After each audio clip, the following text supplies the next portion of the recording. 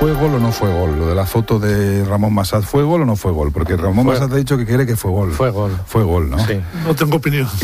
La foto es una maravilla, ¿no? Eso dice Massad, que fue gol. Que fue gol, sí. Porque se ve que no toca siquiera la mano extendida, no toca la pelota, no toca el balón. Sí, pero el cura está volando, ¿eh? El cura está en una estirada mágica. Una estirada mágica. Parece un ángel. Efectivamente, que es lo que tiene la foto, que parece un ángel. No llega al balón, pero eso no lo sabe. El que si miras la foto no lo sabes, eso da igual. Da igual. ¿Sabes lo que ha dicho Massad en la presentación de la exposición? Ha contado alguna cosa Ramón García Pellegrín, pero ilústranos. No, solo que le he escuchado, y que lo que tienen que hacer los fotógrafos es pasear, caminar, porque allí se encuentran las fotografías. Me ha gustado mucho. Tú paseas mucho, ¿verdad, Cuartango? Buenas noches, Pedro Cuartango. Buenas noches, yo soy un paseante solitario. Sí. Además, siempre digo que para pasear hay que ir solo. Sí, claro. Si no, pues si vas con alguien, realmente pues estás andando, pero pasear es una actividad que uno tiene que realizar solo.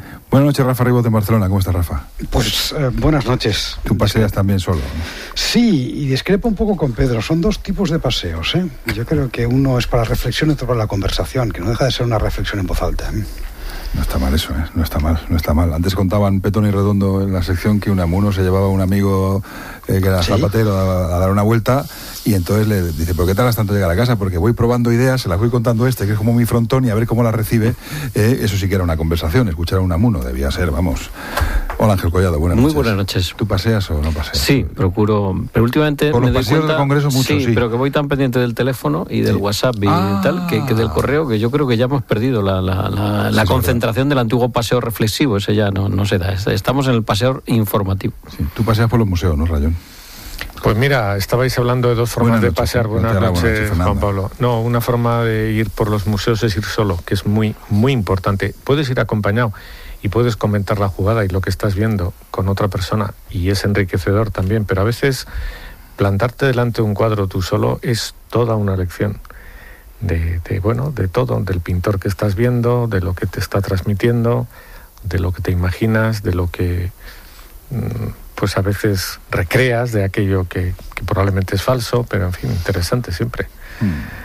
O sea, que las dos cosas, ir solo y ir acompañado, es que todo tiene su encanto. Lo que pasa es que lo que no hay que hacer es ir con el móvil. Estoy de acuerdo con Ángel. Aquí estamos en compañía, porque la radio es Conversación y Compañía, que está Pedro Cuartango, está Ángel Collado, Rafa Ribot en Barcelona y Fernando Rayón. Casi las 10:15, la linterna está encendida en la cadena COPE hasta que comience el partidazo con la noticia del Mundial para España, lo de Lopetegui con el Real Madrid, de lo que hablaremos, por supuesto, en esta linterna antes de que los compañeros de deportes entren en detalles. Un momento. Tenemos luz de la linterna esta noche con Pedro Cuartango, Ángel Collado, Rafael de Ribot, que está en Barcelona, y Fernando Rayón. Fernando, los periódicos ahora mismo, las ediciones online, los periódicos digitales, que están contando, ¿cuáles son los principales titulares? Pues mira, ABC, aquí se ven los colores, abre con Lopetegui, entrenador del Real Madrid. El resto de los periódicos va con el tema del día. El País, el Supremo rebaja la pena a Urdangarín, pero no le libra de la cárcel. El Mundo, la audiencia cita a Urdangarín para notificarle el ingreso en prisión. La Razón, Urdangarín, Torres y Matas recibirán mañana el mandamiento de prisión. La Vanguardia, la audiencia cita mañana a Urdangarín para entregar el mandamiento de cárcel. El Periódico de Cataluña, Urdangarín, 5 años y 10 meses de cárcel. El Independiente.com, Iñaki Urdangarín consiguió mover voluntades, eso está entrecomillado, por ser el yerno del rey, también está entrecomillado. El Español.com, la audiencia de Palma cita a Urdangarín mañana para que entre en prisión. Y el Confidencial.com va con otro tema, Operación Esperanza en Valencia. Más de 200 personas atenderán el Aquarius. Ximo Puig, presidente del Gobierno de la Comunidad Valenciana. Buenas noches, presidente. Hola, muy buenas noches. ¿Tiene usted ya hora y día de la llegada de los 3 barcos con las 630 personas que España va a acoger en el puerto de Valencia? No, en estos momentos aún no. Parece que puede ser el viernes por la noche, pero no tenemos ese dato. ¿Qué va a pasar con estas 630 personas cuando pisen tierra española en el puerto de Valencia? Pues mira, lo que va a pasar es que va a haber un gran abrazo de solidaridad de muchísimas personas, empresas, todo tipo de ideas se han sumado para este abrazo solidario. Hace escasos minutos estaba hablando con el arzobispo de Valencia, Cañizares. Sí. Hay muchísima gente que en estos momentos está absolutamente conmocionada favorablemente porque es necesario dar un gesto de humanidad, que es lo que corresponde a nuestros principios. ¿Usted fue quien se lo propone al presidente Sánchez o fue al revés? ¿Cómo fue? Bueno, yo creo que ha sido una concertación de ideas, porque el presidente pensaba esto, nosotros hace mucho tiempo que lo habíamos pensado, porque queríamos fletar un barco. Hace el año 15 intentamos en la crisis de Lesbos hacer un gesto de estas características. Sí. Encontramos un barco fletado por Balearia para que pudiera traer también a más de 1.000 personas que estaban hacinadas en Lesbos. Finalmente no fue posible porque el gobierno español lo impidió. Ahora se han dado estas circunstancias, pero más allá de cualquier protagonismo, de cualquier comunidad autónoma, de cualquier institución, si lo fundamental en estos momentos es que creo que España ha dado una imagen de lo que es el pueblo español, que es una sociedad absolutamente solidaria, y es una sociedad que no consiente la situación de deshumanización que se está viviendo en estos momentos. ¿Han recibido ofrecimientos y ayuda de toda España? Sí, por supuesto.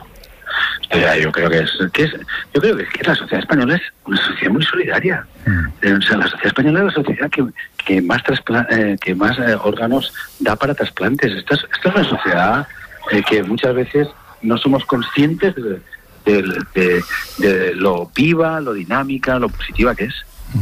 Por cierto, que se me ha olvidado preguntarle, los 120 menores sin acompañante, ¿qué pasa con ellos? ¿Qué atención les presta el gobierno de la Comunidad Valenciana, que es quien tiene la competencia en este caso?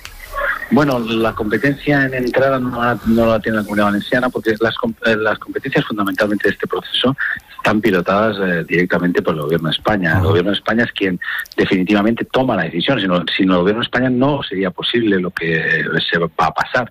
Ha sido gracias al Gobierno de España, y es el Gobierno de España el que en este momento pues tiene, digamos, la hoja de ruta.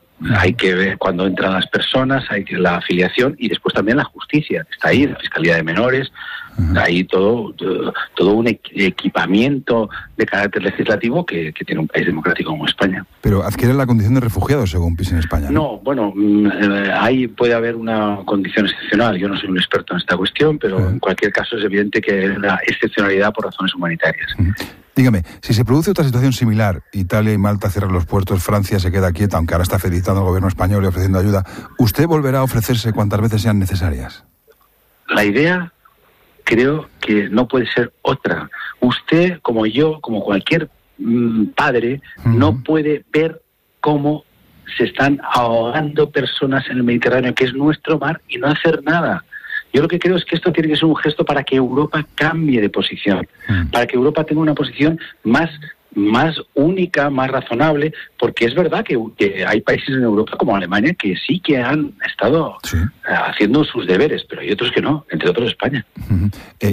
No importa que haya un efecto llamada y que las mafias trafiquen pensando que en España es una puerta de entrada nueva desde Libia, ¿no importa eso? Bueno, es que yo creo que Libia además está muy lejos para España.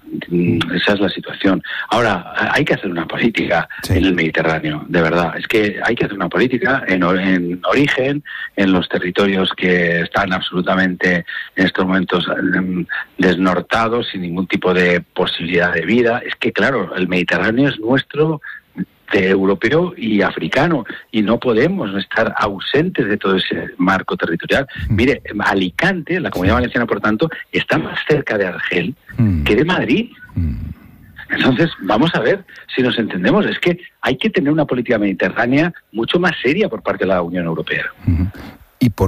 ¿Y cree usted que con gestos, esto no sé si es un gesto solamente o hay detrás una política del Partido Socialista del Gobierno de España, ¿usted cree que detrás de esto puede haber un cambio de posición? Porque al sur de Europa se nos ha dado la espalda desde el resto de la Unión Europea, ¿no? Yo creo que desde luego debe haber un cambio de política, debe haber una concienciación real de la política. Mire, la política italiana en estos momentos es absolutamente deleznable, a mi parecer. Sí. No tiene ningún sentido. No tiene ningún sentido actuar con esa deshumanidad, esa falta de humanidad. Por tanto, oiga, un país como España puede recibir perfectamente 600 personas sin ningún tipo de problema, y a 1.000, y a 2.000, y a 3.000, y a 20.000. Si Canadá ha recibido mucho más que nosotros y está mucho más lejos.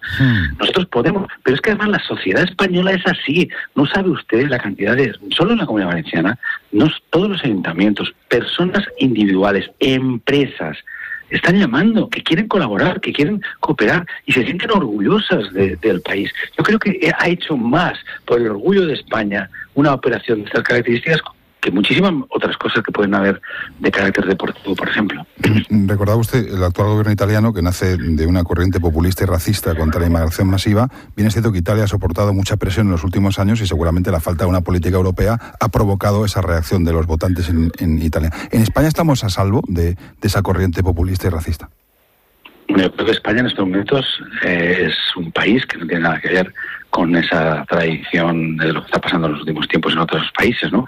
Es verdad que hay que combatir las causas, porque evidentemente los italianos, yo estoy convencido que mayoritariamente no son ni xenófobos ni racistas, pero es verdad que hay situaciones que no se gestionan adecuadamente por la política y acaban saliendo muy mal. Pasa con el Brexit, pasa con esta situación de hoy, pero creo que hay que tener una ética, una cultura moral que vaya por encima de las coyunturas partidistas o las coyunturas políticas. Una última cosa, presidente de la Comunidad Valenciana. Desde este micrófono estamos aplaudiendo y además con mucha energía la decisión que ha tomado el Gobierno de España, el Gobierno de la Comunidad Valenciana, de salvar estas vidas. Pero le pregunto, ¿por qué ustedes, incluido usted en sus declaraciones, cuando explican la decisión y el gesto solidario, mezclan esto con la corrupción del pasado del Gobierno anterior del Partido Popular? ¿Por qué lo comparan? ¿Por qué lo comparan? Explíqueme por qué. No, yo le voy a decir que, sinceramente... Si en un momento he hecho una comparación de estas características es porque es que casualmente el mismo día, el mismo día se produce una sentencia. Por tanto, pues a mí me gusta pensar en esta comunidad que ha sufrido mucho por los temas de corrupción. Me gusta saber la realidad de esta comunidad. Esta comunidad ha habido unos cuantos corruptos. De verdad que ha habido una asociación de corruptos muy ligados al Partido Popular, y eso sí o sí, porque ha dicho la sentencia claramente que durante mucho tiempo el Partido Popular fue dopado a las elecciones. Y eso es así. Pero al margen de eso, yo desde luego nunca voy a hacer una equiparación de estas cuestiones. Lo que pasa es que, desgraciadamente, en ese sentido, es el mismo día. Y yo lo que quiero, no quedarme con el pasado. Yo quiero pasar página de la corrupción. No quiero hablar de la corrupción. Es que, ¿sabe? A quien menos le interesa es al presidente de la Comunidad Valenciana hablar de la corrupción del pasado, porque es que eso no produce ningún tipo de satisfacción. Todo lo contrario, yo me siento orgulloso de mi comunidad, de las miles de personas que me han escrito, llamado y tal, porque quieren ver cómo somos más solidarios. Y eso es una cuestión que es tanto para la Comunidad Valenciana como para España. Se lo decía sobre todo porque el momento, sí, se produjo la noticia en ese momento, pero también les pueden recordar a ustedes la investigación abierta que hay en la Comunidad Valenciana, la financiación del Partido Socialista. Es decir, que nos ponemos a mezclar esto y desvirtuamos el gesto solidario y excelente que ha tenido usted y el Gobierno de España. No, pero vamos a ver, mira, esto es lo que pasó ayer, que pasó lo mismo. Y de verdad, el día que quiera, porque yo no quiero mezclar nada, y creo que el día que quiera hablamos de esto, que sí, claro, sinceramente no tiene nada que ver, pero en cualquier caso, en esto, como en todo, si alguna vez se observa algún tipo de irregularidad clara, mi posición ha sido siempre la misma y lo será. Yo, mire, al final... Lo que te queda en la vida pues son los 4 principios fundamentales y yo sinceramente los tengo. ¿Esta decisión es la que más le hace sentirse orgulloso del tiempo que lleva el presidente de la Comunidad Valenciana, esta que ha tomado en el puesto? Hay muchas más. Por ejemplo, que todos los enfermos de hepatitis C en la Comunidad Valenciana tengan tratamiento. Hay muchas más personas que habían dejado los tratamientos por los copagos farmacéuticos que ahora los tengan. Que todas las personas en la Comunidad Valenciana tengan garantizado el derecho a la salud. O sea, hay muchas decisiones que hemos tomado, pero esta es una decisión que no es del Gobierno valenciano, es una decisión de la sociedad valenciana. Es que la sociedad valenciana, decía hace un momento, es que la Iglesia Católica, es que otro tipo de iglesias protestantes, es que además de todo, el conjunto de empresas, las grandes empresas valencianas, las pequeñas empresas, están todos detrás. ¿Por qué? Pues porque la gente es buena. Ya sabe que desde aquí le apoyamos porque la vida es lo primero, ya lo sabe. La vida siempre es lo primero. Muchas gracias. Por cierto, ¿va a ir Pedro Sánchez a recibir a la gente que llega o no? No sé, no tengo... No se lo ha comunicado todavía. ¿Habla con él todos los días? Sí, no todos los días, no, pero ayer hablé 2 veces, hoy he hablado con la vicepresidenta también 2 veces. Sí. La verdad es que hay una buena coordinación y está funcionando todo adecuadamente. Pero bueno, es evidente que estamos todos preocupados porque tiene que salir bien. Presidente Puig, gracias por estar en la cadena COPE La Linterna. Muy amable, ¿eh? Muchísimas gracias a ustedes, como siempre. Buenas noches. Hasta luego. Buenas noches. ¿Algún apunte, Pedro Cuartango, después de escuchar al presidente de la Comunidad Valenciana, así que te hayas tomado tu cuartilla, esa que tienes ahí? Sí, estoy básicamente de acuerdo. Había una situación de extrema necesidad y había que actuar. No se podía poner en peligro la vida de 620 personas. Yo siempre me guío por el famoso imperativo categórico kantiano, que en definitiva es obra con el prójimo como quieras que el prójimo obre contigo. Yo creo que desde ese punto de vista el gobierno ha acertado. Yo estoy muy satisfecho de esta decisión, la apoyo totalmente y creo que no había otra alternativa, aunque es verdad que desde los que defienden una ética frente a una ética de las convicciones, una ética de la responsabilidad, pues esta decisión puede traer como consecuencia un efecto llamada. Sí, pero ha dicho que está dispuesto a coger a los que haga falta. Yo creo que eso, bueno, pues... que tampoco está mal, que es una posición. Es una posición que no está mal, pero que es difícilmente sostenible, como le pasó a Merkel. Sabéis que Merkel abrió las fronteras, sí. Entraron 2 millones de inmigrantes, sí. Y luego ha habido muchos problemas. Pero bueno, yo creo que ahora mismo no tiene sentido plantearse esto. Yo estoy de acuerdo con esa decisión del gobierno y creo que al final, como muy bien decía el vicepresidente de la Comisión Europea, no podemos llegar a tal grado de despersonalización, de negar la humanidad a esas personas que están ahí, que son como nosotros, y había que ayudarlas, y yo creo que el gobierno ha acertado en su decisión. Ahí al pie del Mediterráneo en Barcelona, ¿cómo se ve, Rafa? Pues bastante parecido. A ver, cuando alguien se está ahogando, lo que tienes que hacer es darle una mano. Sí, claro, no te quepa la menor duda. Y no hay otra posición.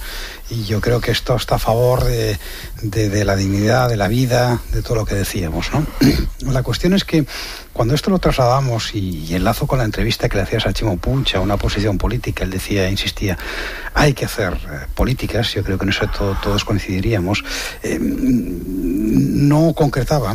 Y yo creo que una cosa es la política de sacar a la gente del agua y la otra es la política de evitar que se echen al agua. Y entonces, porque si nos ponemos a sacar gente del agua, tenemos la experiencia. Ahora estamos todos orgullosos. Yo creo que también en eso tenía razón Chimo Puig, de la respuesta a la sociedad española. Pero es que Italia también dio esta respuesta. A ver, recordemos, yo estaba hasta la saturación, dio la respuesta hasta la saturación. Efectivamente. Pero incluso, vamos a ver, es que Italia después del desastre del 2013, solitario, en Lampedusa, efectivamente, donde en 10 días se le mueren 600 personas, lanza una operación que es Mare Nostrum. Mare Nostrum es activar todos los recursos por tierra, mar y aire de un país y en solitario, gastando 9 millones de euros al mes. En un año sacan 100.000 personas, llegan a sus costas, consiguen rescatar a 1.800, en fin, detienen más de 700 traficantes, pero es tal el volumen que se lo tienen que replantear, el volumen interno y externo. Empiezan las críticas desde el norte de Europa porque se convierte sin duda en la gran puerta de entrada. Entonces, esto que evidentemente se tiene que responder cuando hay una situación como la de las 600 personas que están en estos momentos en el Aquarius, pues no puede convertirse en una línea política. Y de la experiencia de aquella operación, de lo que se llamó Mare Nostrum, pues detrás ha venido toda una posición europea en la cual lo que se ha intentado es actuar precisamente en origen y devolviendo a las personas para limitar el efecto llamada.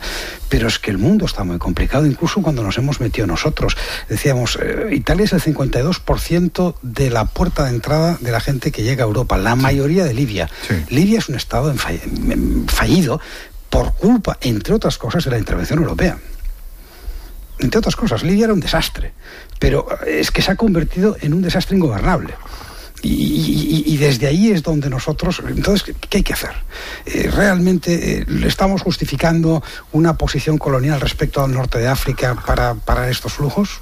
Difícilmente en estos momentos yo creo que nadie respondería a una posición política. Por tanto, diferenciamos dos cosas. Una, la respuesta a una situación de emergencia, por principios, por humanidad, por dignidad. No podemos dejar que nadie se nos muera en la puerta de un hospital, ni podemos dejar que nadie se nos ahogue en el mar Mediterráneo. Y otra es una acción política coordinada para dar una respuesta a lo que son los flujos de los cuales se aprovechan los traficantes, situaciones incluso políticas de muchos países, etcétera, etcétera.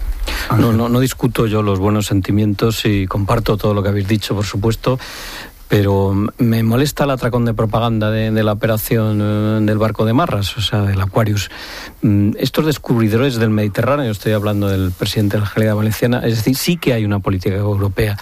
Sí que hay una operación en marcha, es decir, que estos no son los primeros aspirantes a náufragos, que es en lo que estaban los del el Aquarius. Solo en la participación española de la Operación Sofía, que es una operación que monta la Unión Europea hace 2 años y medio, precisamente para evitar los flujos de la inmigración ilegal o el tráfico de personas. Esto ya no es inmigración, es tráfico de personas, con unas mafias instaladas en el sur de Libia, con ramificaciones hasta el centro de África, que cobran y apoyan y negocian con el tráfico de cientos de miles de personas, que llegan a las costas de Libia y desde allí dan el salto al mar. Bueno, pues solo con la participación de las tropas españolas, ya lo explicaré, solo de los aviones y las fragatas españolas, en los últimos 2 años han participado directamente en la salvación de unos 15.000 personas, 15.000, no 600, 15.000. O sea, esto no es algo nuevo, no es algo que se invente Sánchez, que ya empezamos con el adanismo, esto ya existía. Y hoy cuando el Ministerio de Defensa da una nota diciendo que la Armada ayude, oiga, si es que la Armada lleva 2 años en el agua y los aviones 2 años en el aire para evitar que estas cosas ocurran, es decir, y si alguien quiere de verdad solucionar este problema, por supuesto que no se va a solucionar abriendo el puerto de Valencia o el de Barcelona o el de Tarragona y que venga todo el que quiera. Eso agravará el problema. Es decir, si de verdad se quiere hacer algo, en efecto habrá que intervenir en Libia. No mal como se hizo.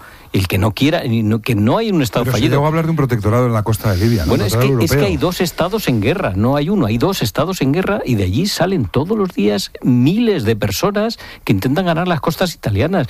Aquí el gran cambio en este caso es la cerrazón del gobierno italiano, que ahora se ha negado a seguir admitiendo miles de personas. Ha ganado las elecciones. Y ha ganado las elecciones. Pero no, porque ha dicho que iba a hacer esto.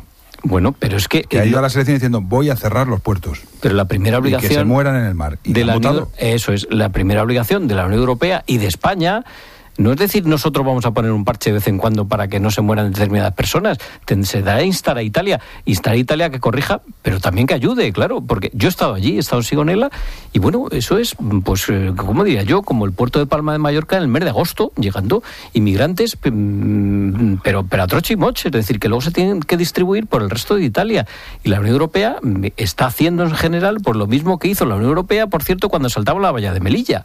Es decir, si nosotros ya tenemos nuestra frontera y nuestros problemas, que le vamos a arreglar los problemas a los de al lado cuando tenemos lo nuestro que no nos ayudaba a nadie, hay que tener una visión un poco más de conjunto. Es decir, yo supongo que al gobierno esto le está viniendo muy bien, a la Comunidad Valenciana, digo, al presidente le viene muy bien porque da una imagen de solidaridad, que le viene muy bien para dejar a Podemos sin argumentos, que supera a Carmena en el Refugees Welcome, todo eso está muy bien.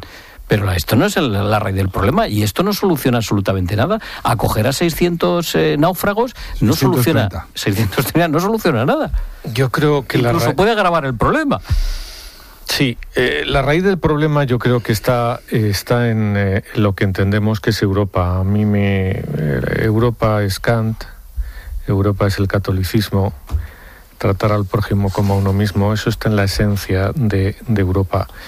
De la Europa que conocemos ahora. Yo creo que está muy bien que haya países que defienden el Brexit, que se preocupan solo de lo suyo. Vamos, está muy bien, es un decir, está muy mal, o ahora pues lo que ha ocurrido en Italia, ¿no? Yo entiendo por qué han podido votar así los italianos, pero el egoísmo es algo que pesa sobre todo en nosotros, ¿no? Y si no hay algo más importante, pues terminará pesando también sobre España, que es como ha recordado varias veces Chimo Puig, un país solidario en muchos sentidos, ¿no? Dicho esto, pues lo primero es la emergencia, salvar a las personas, pero la acción política va unido a ello. Es decir, un gobierno, no las personas que van a ir a recoger a los niños, tiene que actuar. Y yo he oído 100 veces que la única forma de impedir lo que está pasando es intervenir en Libia. Y hay que intervenir en Libia. los gobiernos europeos tienen que intervenir en Libia para deshacer lo que está ocurriendo allí. Para eso hay que poner botas con gente armada, ¿eh? Evidentemente. Es que cuando hablo de acción política... Decir, hola, estoy aquí. No. Habrá que intervenir porque... Perdona, Fernando, ¿intervenir con qué objetivo? Con el objetivo de controlar a las mafias e impedir que se convierta el mar Mediterráneo en una tumba de miles de personas, como llevamos ya muchísimo tiempo. No es un intervenimos en Libia con el objetivo de derrocar a un dictador. Y lo hicimos y vino después lo que veníamos. Ahora podemos llegar y decir, vamos a ver, ¿quiénes son los malos? Pepito y Fulanito. Yo no estoy buscando malos. Yo los busco, de hecho, y me gustaría poder, en fin, pero no. Yo más allá. Hablo primero de buscar una solución a algo que está ocurriendo. No es una misión imposible. Eso en parte se hizo ya en el Sahel, en la costa del Sahel, en Senegal y en las costas de donde partían todas las corrientes de inmigrantes, por cierto, las que llegaban a Canarias, también a cientos y diariamente, y eso sí que se hizo. Se apoyó a esos gobiernos, se vigiló esas costas, se les prestó helicópteros, negoció con Marruecos, se mandaron fragatas, se negoció con Marruecos para que cortaran en el Sáhara. Esto ha ocurrido, y ha ocurrido con gobiernos socialistas. Este era entonces, por cierto, Rubalcaba, ministro del Interior, y ocurrió luego con los gobiernos del Partido Popular. Es decir, lo de Libia, es decir, que bueno, que ahora vamos a, cuando ya no lo quieran los italianos, vamos a ir nosotros a recogerlo, pero ese no es el problema. Si es que mañana van a salir otros 620 de las costas. De alguna forma, en Libia habrá que intervenir. Que las ONG están recogiendo gente del mar, la suben a un barco y ¿dónde va el barco? El problema es la profunda crisis que hay en la Unión Europea. Claro. Este problema lo ha creado naturalmente Matteo Salvini, que ha ganado las elecciones con ese mandato electoral. Él había sido muy claro de que desde el momento que lleva al extremo una directiva europea del 2015 que dice que un ilegal tiene que ser repatriado. Pero vamos a ver, si es que el problema... Que la Unión, por eso ahora los hemos declarado refugiados. Pero vamos a ver, el problema está en que la Unión Europea ha sido incapaz, y me temo que va a seguir siendo incapaz de definir una política europea en materia de inmigración. Es que resulta que, por ejemplo, en Hungría, el gobierno de Víctor Orbán no ha recibido ni un solo inmigrante, ni uno, y ha dicho que no, por supuesto que no lo va a recibir, y no ha obtenido ninguna consecuencia. Es que el gobierno polaco está en las mismas, exactamente las mismas, y ahora se suma el gobierno italiano. Es decir, y creo que también ha ganado en Austria y en Eslovenia. Ha habido unas elecciones hace 10 días. El resto de Visegrado, que son los checos y los eslovacos. Por lo tanto, resulta que hay 6 o 7 países europeos que no están dispuestos a compartir ninguna responsabilidad. Fíjate, esto que estás diciendo... Incluso añadiría, los que están dispuestos les crecen posiciones políticas extremistas, Holanda, Francia, Alemania, y con cierto éxito. Pero fíjate que hoy ha habido un debate en el Parlamento Europeo, no sé si lo habéis oído, yo lo he oído un rato porque me interesaba, ha habido intervenciones estupendas de diputados de varios países. Y lo que ellos se lamentaban era que eran incapaces de tomar ninguna decisión efectiva sobre este asunto. Es decir, entonces no servimos para nada, han dicho varios de ellos. Si estamos aquí hablando y somos incapaces de tomar una decisión sobre un barco, no merecemos. Es que yo iba a llegar a eso. La conclusión de mis palabras es exactamente eso, Fernando. No sirve para nada lo que estamos haciendo. Europa no sirve para nada, porque todo lo que es las ideas, los principios, no sirven para nada. Puedo entender la impotencia, pero a ver, yo también intento contextualizar a veces. Europa, a pesar de todos nuestros muchísimos defectos que alguien se encarga sistemáticamente de recordarnos, diría que es el espacio más solidario políticamente de la historia de la humanidad en términos de administración política. Pero ahora se puede romper no por el euro, como nos dijeron que se podía romper, sino por esto. Se puede romper por esto. Antes recordemos lo que somos y a pesar de los muchos... en fin, Barack Obama, cuando se despidió de la presidencia de los Estados Unidos, vino a Europa a decírnoslo, porque aquí no lo dice nadie, diciendo, ustedes son el invento político más importante en 20 siglos. Y ustedes significan el espacio de convivencia, de valores y de solidaridad más grande. Pero de solidaridad, porque durante estos años se han recibido millones de inmigrantes. 20 millones, he mirado los datos de Eurostat esta tarde, en los últimos, se me ha ido más o menos la cifra. Bueno, esto evita que nos tengamos que cuestionar cómo actuar delante de una urgencia como la Aquarius, no.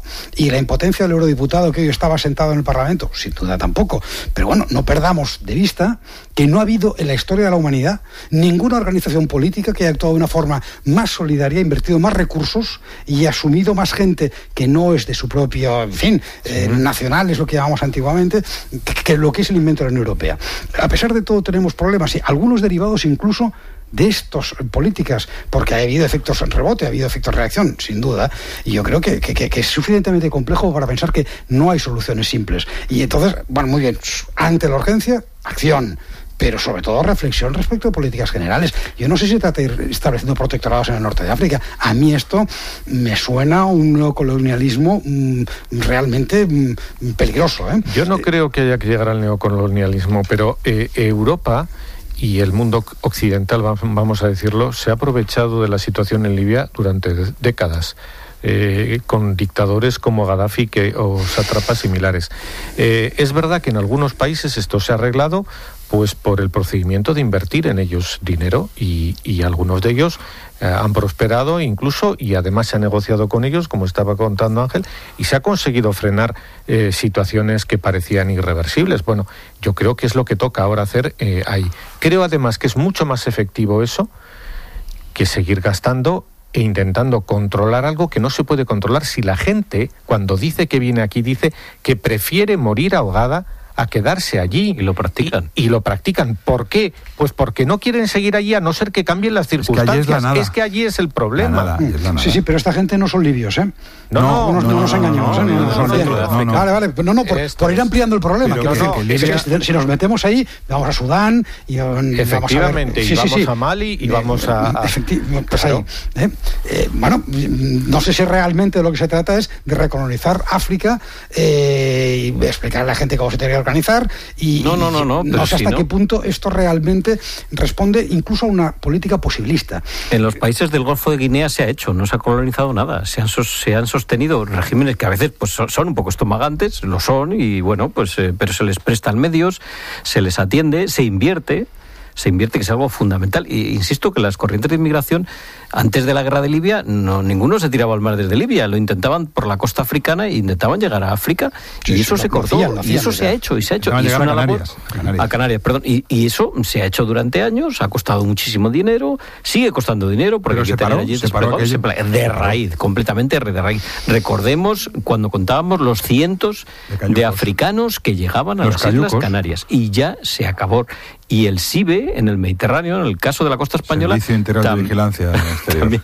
También se ha evitado, también la Guardia Civil ha salvado miles de vidas durante estos años en el Mediterráneo, la parte que nos toca. Insisto, aquí el atracón de propaganda de este gobierno, el atracón de populismo del gobierno italiano, cuando es algo que es imposible, es decir, que tendrán que corregir en algún momento. No pueden practicar, que ya no es que vaya contra los derechos de la persona y el derecho a la vida, es que también va contra la ley del mar. A un señor no se le puede dejar morir en el mar, si no se le ha dejado en la vida ni con los enemigos. O sea, ¿dónde vamos a llegar este grado de populismo que se está infiltrando con una normalidad que también está llegando aquí en España famosa? Yo creo que el problema no tiene solución porque lo que ha cambiado es el mundo. O sea, hace 20 o 30 años los flujos migratorios estaban muy controlados, pero hoy la gente que vive en África ve cómo vivimos en Europa. Existe la televisión, las redes sociales, vivimos en un mundo globalizado y eso está creando una inmensa presión. O sea, en las próximas décadas van a venir aquí decenas de millones de africanos que están desesperados, que están condenados a la guerra, a la miseria, y no estamos preparados. Europa no tiene una política ni tiene capacidad para absorber lo que nos viene. Yo soy, por tanto, muy pesimista. Insisto, yo creo que este es un fenómeno nuevo, porque la inmigración hasta hace muy poco tiempo era otra cosa. Era, por ejemplo, no existía en Italia, creo que las cifras son que en torno a los últimos 4 o 5 años han cruzado desde Libia casi 600.000 personas. Sí. O sea, esto es un fenómeno nuevo e, insisto, no estamos preparados para abordarlo. Yo sé que es un mensaje pesimista, pero es lo que yo pienso. Y de puertas para adentro, y lo citaba el presidente de la Comunidad Valenciana, que en 2015, cuando el hacinamiento en Lesbos, el gobierno de la Comunidad Valenciana, entre otros, intentó mandar un barco por refugiados sirios que estaban hacinados en Lesbos, en Grecia, y el gobierno de España no quiso, porque el gobierno de España dijo que eso tenía que coordinar la Unión Europea y que tenía que ser una operación europea y que cada uno asumiera su parte de responsabilidad. Aquí estamos en otra posición política distinta, y ya nos vamos a la de puertas para adentro. La posición política del gobierno de Sánchez a la primera de cambio es, no solo en este asunto, en otros también, pero en este es, sí, se puede hacer esto y se debe hacer esto de esta manera, y sin pensar en la coordinación europea. Y esto es una situación de emergencia, bien es cierto que esto es una situación de emergencia, también lo de Lesbos lo era, pero hay un cambio notable en la decisión del gobierno de España, o por lo menos en lo que la opinión pública está percibiendo respecto a la decisión que se toma en este asunto. Porque yo no sé cuál hubiera sido la decisión del gobierno de Rajoy en este asunto, pero no creo que hubiera estado muy lejana a la que estamos contemplando ahora. No sé si se hubiera sacado tanta trompetería y tanta aparato mediático alrededor. Está claro que no. Lo que pasa es que el problema de esta decisión, Juan Pablo... Porque, por cierto, Francia ahora está ofreciendo ayuda al gobierno español y Francia ha estado quieta.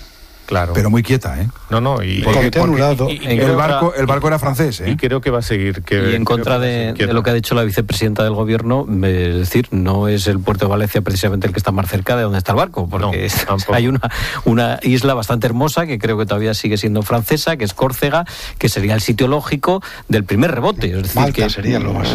Malta. Según las leyes del mar y los tratados internacionales, primer puerto seguro. Tendrían que haber ido a un puerto italiano o al puerto maltés, porque estaban a 30 kilómetros de Malta y a 25 de Italia. Lo que pasa es que efectivamente estamos en una situación de total excepcionalidad, donde ya no se respetan ni las leyes internacionales, ni los tratados, ni nada. Y el cambio de posición política del gobierno. Claro, yo quiero dejar, ya acabo, no quiero monopolizar la pregunta, pero es que hay una pregunta que queda en el aire y que yo creo que se va a plantear en los próximos días. ¿Qué va a hacer el gobierno español con las concertinas, con las vallas de Ceuta y Melilla? Que las puede quitar, las que puso Rubalcaba. No, pregunto que los mismos argumentos... No, claro. Yo digo una cosa de sentido común, los mismos argumentos que hay para traer a esas 600 personas, que yo lo he defendido y lo defiendo, hay también para dejar pasar ahí a miles de personas que están ahí en el monte, que están esperando muertos de hambre. Pero el problema de todo esto es que el gobierno ha tomado una decisión que yo aplaudo, pero que no ha explicado en qué va a consistir su política de futuro. Tú estás hablando de las concertinas, pero son muchas más cosas. Ha dicho que vengan los que tengan que venir. No, pero es que eso no es posible. Ya lo he escuchado, pero quiero decir, eso es un disparate. Papeles para todos, eso es un disparate. Pero... Lo que España debería hacer es forzar un acuerdo con los países importantes de la Unión Europea, incluidos los del norte, naturalmente. Porque, por supuesto que tienen que ayudar, pero no pueden pararse más tiempo quietos. Yo no sé si esta crisis del Aquarius al final va a forzar algún tipo de legislación, pero ¿y a los países de Europa que no estén dispuestos a ser Europa? Pues habrá que echarlos de Europa. Yo es que no entiendo, es decir, dices, es que son países muy importantes económicamente. Bueno, también lo era Gran Bretaña, y al final se ha ido precisamente porque no le interesaba económicamente estar. Y porque es que no eso le gustaba no une nada. Y por el asunto de la inmigración. Bueno, por supuesto. Que Europa no se ha roto por el euro. Pero este asunto sí puede. Claro, Fernando, es que tienes que expulsar a 7 países europeos de la Unión Europea. Bueno, pues igual hay que expulsar a 7 países que no quieren ser Europa. Es que las decisiones o se toman conjuntamente o no tiene ningún sentido, es lo que opino, realmente. No se puede estar solo para recibir fondos comunitarios. Claro, es que hay que poner los fondos también a funcionar. Ibas a decir algo, Rafa, de todo esto, no sé si del cambio de posición del gobierno, de política en España. No, sobre la cuestión del gobierno y la paradoja que planteaba Pedro, que me parece interesante, pero yo es lo que intentaba plantear desde mi punto de vista en mi primera intervención. Yo creo que la acción humanitaria es sacar a la gente del agua, sin duda. La acción política es evitar que se metan. Entonces, se pueden hacer las dos cosas, aunque parecen no son contradictorias. ¿Por qué no es una acción política, es una acción militar? No, esa es la clave, no le demos más vueltas. Pero bueno, la política dirige luego los recursos, sean militares, civiles, por supuesto, o lo que sean.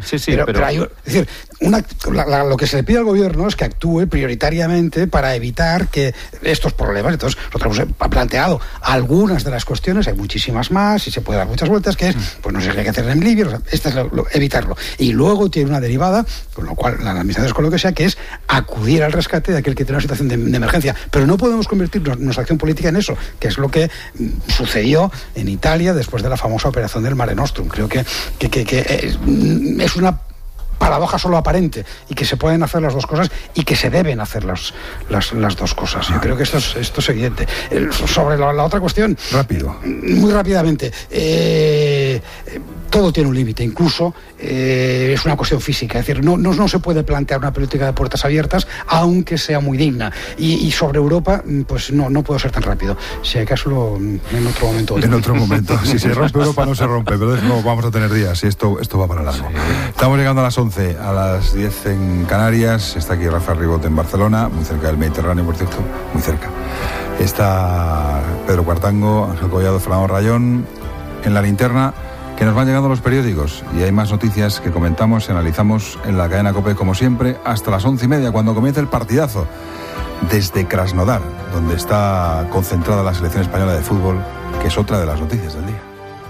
En 30 minutos comienza el partidazo de COPE, como cada noche, y hoy de manera especial.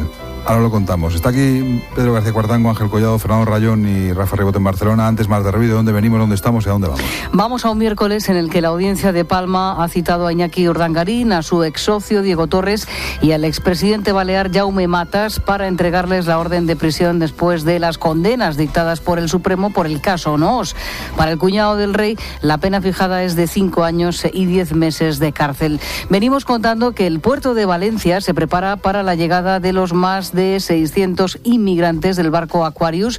El buque, junto a 2 naves italianas, ya navega hacia aguas españolas. El gobierno les va a conceder el estatus de refugiados. El presidente de la Generalitat Valenciana, Ximo Puig, ha dicho en esta linterna que debería haber una política europea migratoria más seria y que espera que este sea un caso aislado que no marque un precedente. El Mediterráneo es nuestro, europeo y africano, y no podemos estar ausentes de todo ese marco territorial. Si se produce otra situación similar, Italia y Malta cierran los puertos, Francia se queda quieta, aunque ahora está felicitando al gobierno español y ofreciendo ayuda, ¿usted volverá a ofrecerse cuantas veces sean necesarias? La idea creo que no puede ser otra. Esto tiene que ser un gesto para que Europa cambie de posición, para que Europa tenga una posición más única, más razonable.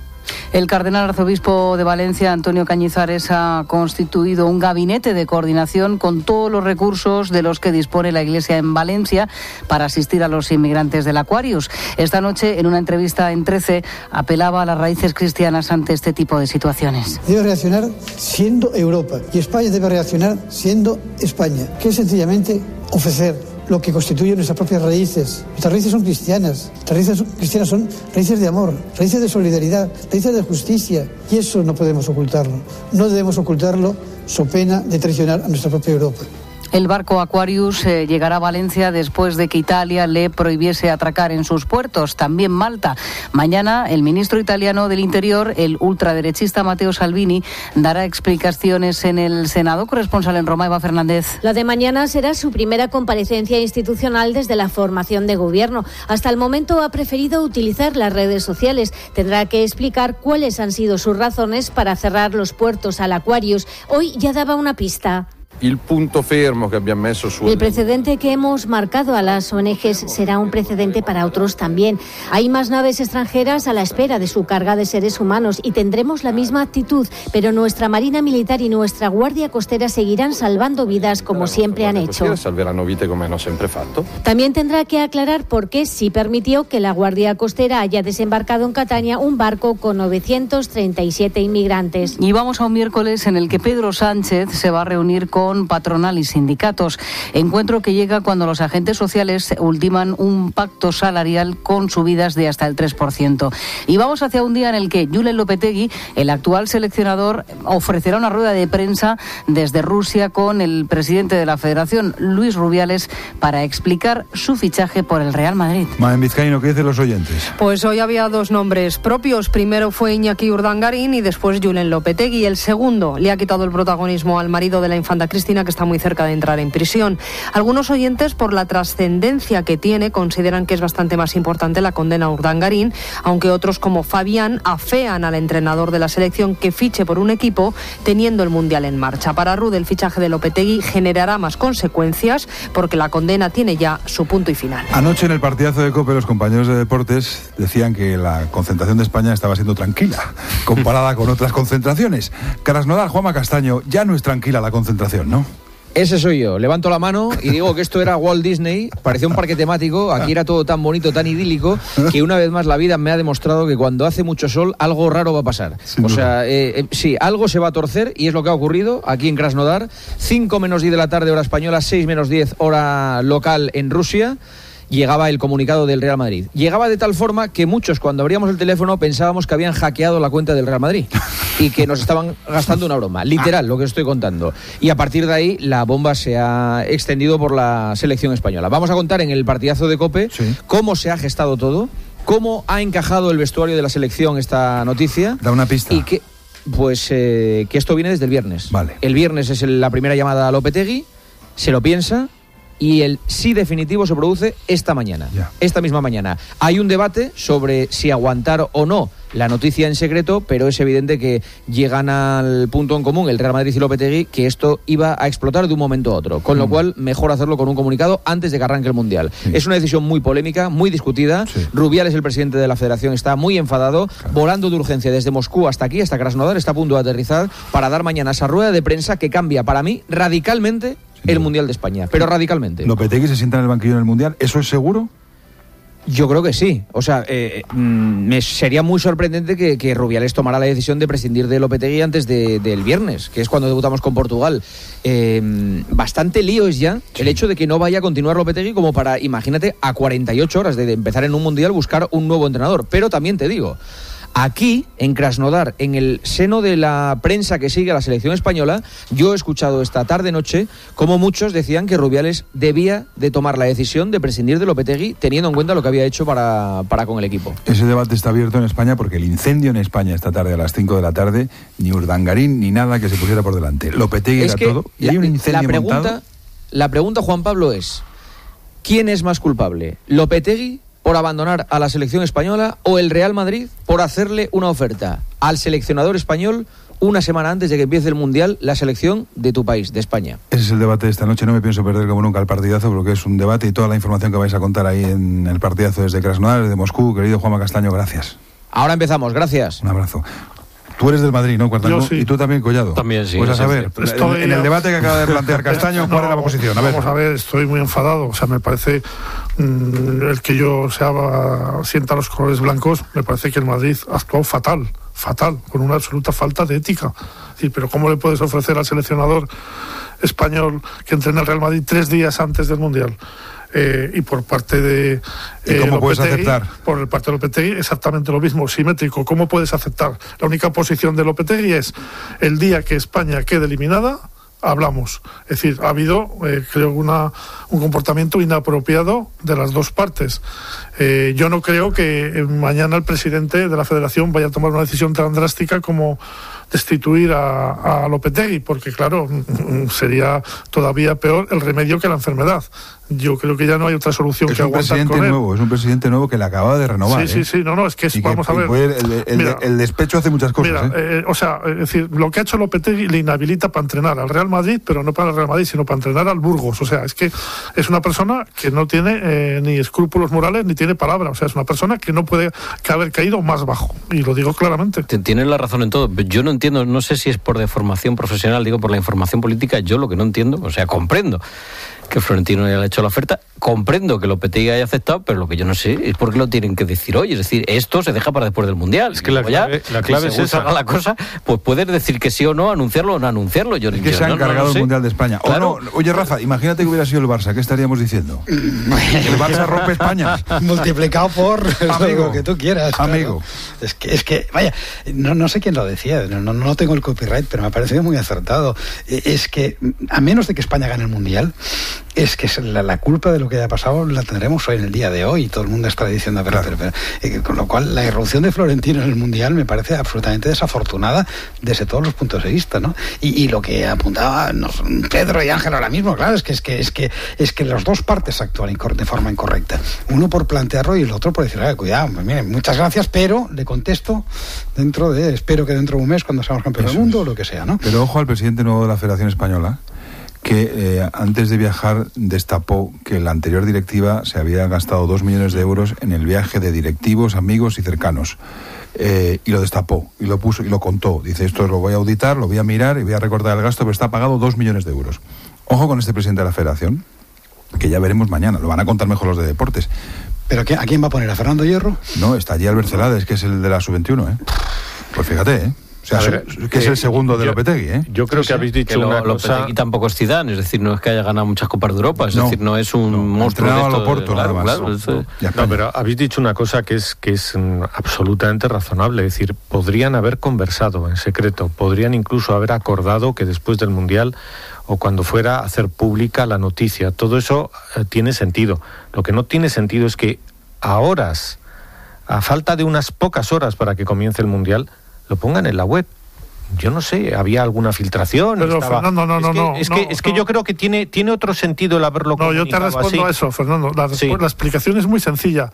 El problema de Florentino es que no podía estar un mes sin entrenador. Pues me alegra que digas eso. Que la presión hubiera ido creciendo. Entonces Florentino lo que ha hecho es reventar hoy la noticia. Pero claro, es decir, eso no es un comunicado oficial del Real Madrid. Claro, eso no le exime de responsabilidad. Eso es. Tiene gracia lo que decía Castaño, han hackeado la cuenta del Madrid. Florentino se ha cargado el Mundial. Si España pierde contra Portugal, le van a echar la culpa a Florentino. Pero es que, Lopetegui no ha podido quedar peor.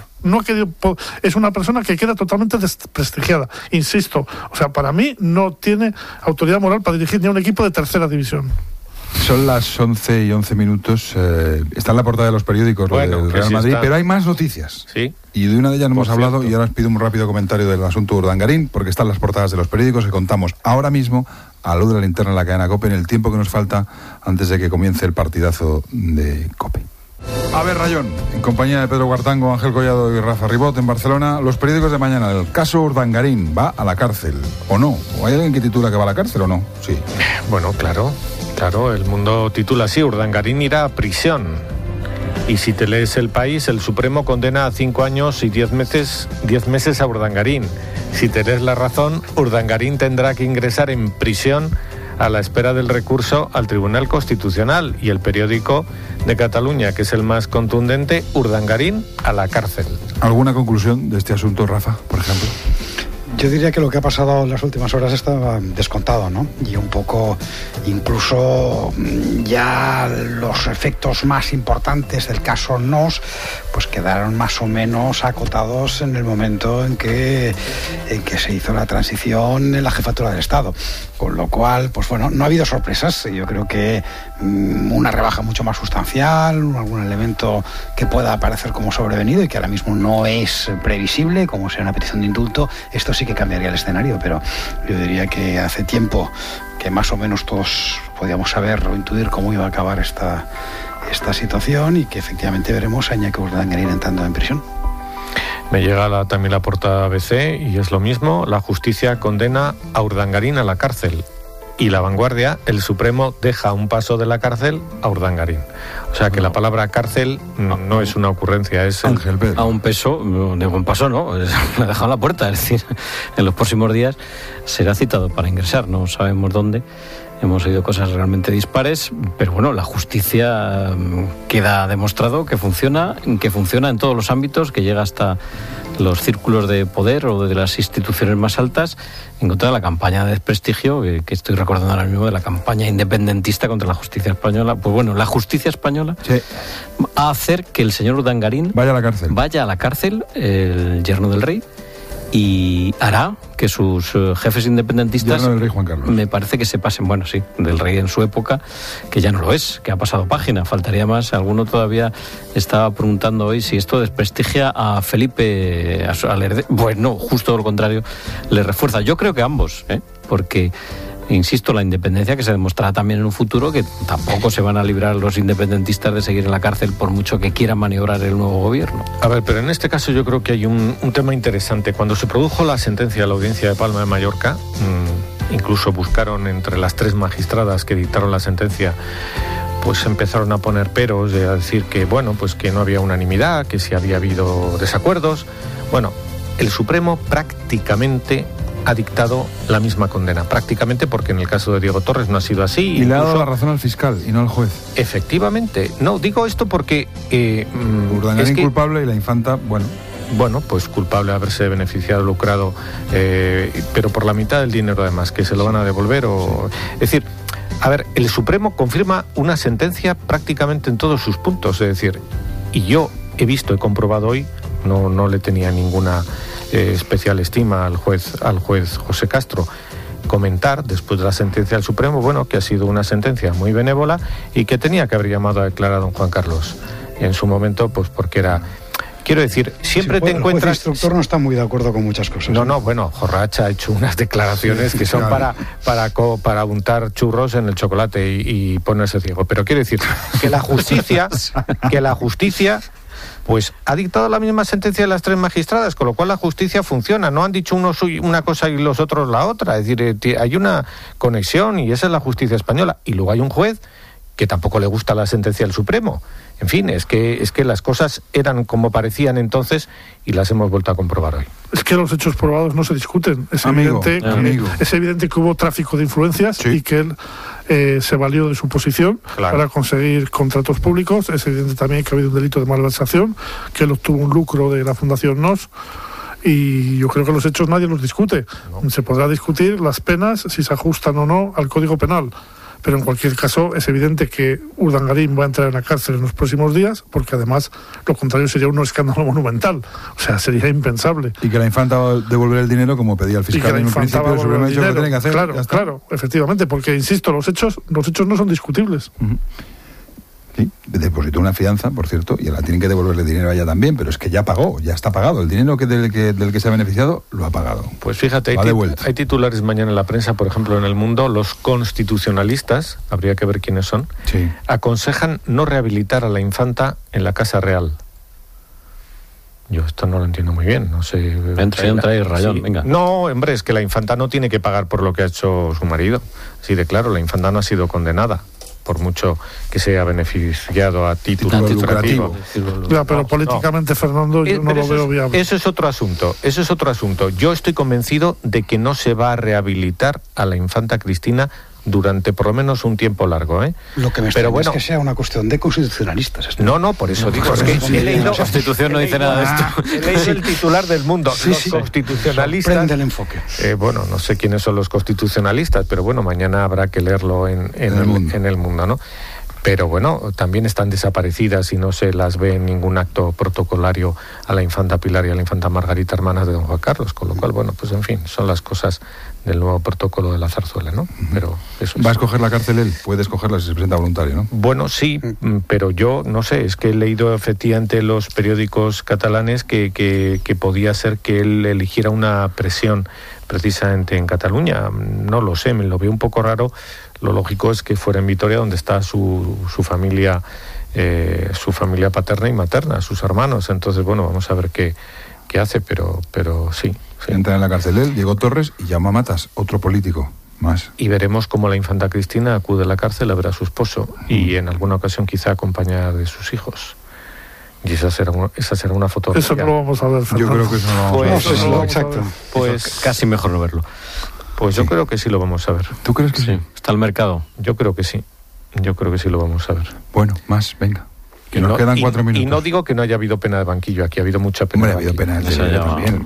Esa está cumplida. La fotografía del país, precisamente por acabar. Ha habido linchamiento, ha habido de todo. Esto ha tenido de todo, pero también ha tenido una justicia que funciona, como hemos comentado aquí. Claro, y que coincide. La fotografía del país. Los hechos probados. La fotografía del país se ve al rey precisamente en un acto que ha presidido hoy, en un acto militar, en el monasterio de San Lorenzo del Escorial, mientras conocía la sentencia. Pero como decís, hay muchas más cosas. Por ejemplo, el tema del Aquarius. Mira, que cuenta la viñeta de Puebla, hombre. La viñeta de Puebla se ven a dos corriendo por un bosque y dice uno, lo de Urdangarín es histórico. Dice, ya te digo, la primera condena a un cuñado por pasarse de listo. Pues es muy buena, ¿eh? Por eso es muy buena. Muy buena.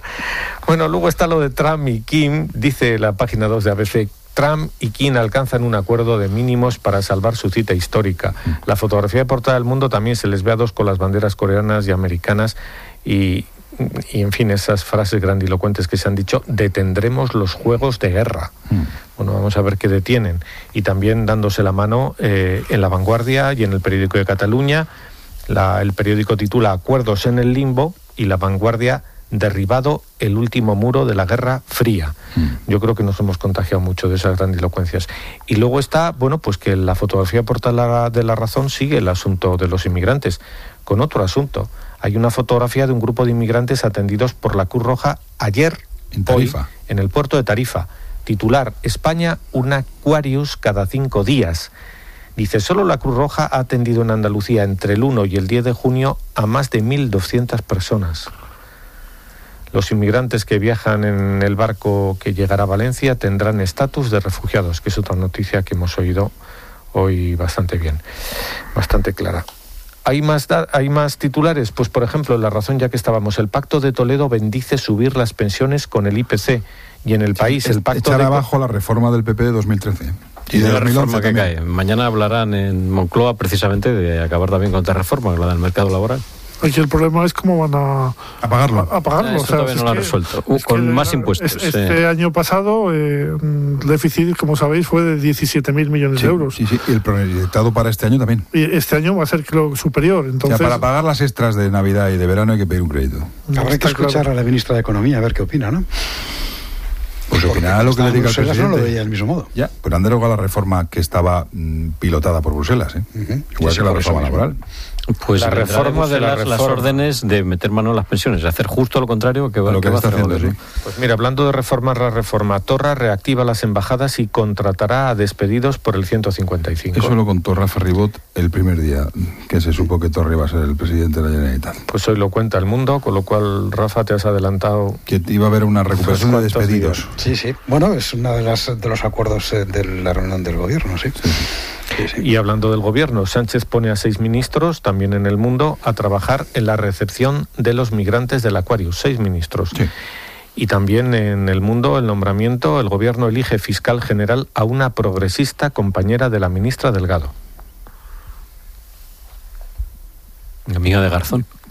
Segunda pausa valorativa en 30 segundos. Dale. Y parece que no se llevaba muy bien con la jueza Laya, ¿no? No, si lo seguimos arreglando, Rafa. Bueno, es la fiscal jefe de Sevilla, es una mujer que tiene experiencia, veremos a ver, hay que darle un margen de confianza. Sin duda. Y por no olvidarnos nunca del asunto de los seres andaluces, en ABC, página 2, la UDEF revela el tráfico de favores entre la Junta y el exconsejero Ojeda. Leo un poco, en un informe al que ha tenido acceso ABC, la UDEF sitúa al exconsejero andaluz Ángel Ojeda en la cúspide de una organización criminal perfectamente estructurada, ideada y controlada por él para obtener el mayor número de subvenciones de la Junta de Andalucía con el fin de enriquecerse. Es decir, aquí hay un tema que hay que seguir. ¿Y el tema? Lo dejo para el final, pero viene el partidazo. Mira, estaba en la página 2 de ABC. Lopetegui cambia la selección por el Real Madrid. Fichado por sorpresa, el técnico genera un conflicto a 2 días del comienzo del Mundial. Pues sí, un conflicto tremendo. Titula El Mundo: Terremoto Lopetegui. Su fichaje por el Real Madrid sacude a la selección española a 2 días del inicio del Mundial. No es muy partidaria la prensa. Yo creo que el presidente de la Federación tampoco. Yo me llevaré una sorpresa si no destituye a Lopetegui, fíjate. En la prensa catalana, Lopetegui ficha por el Real Madrid en la antesala del Mundial. No le escape mucho más.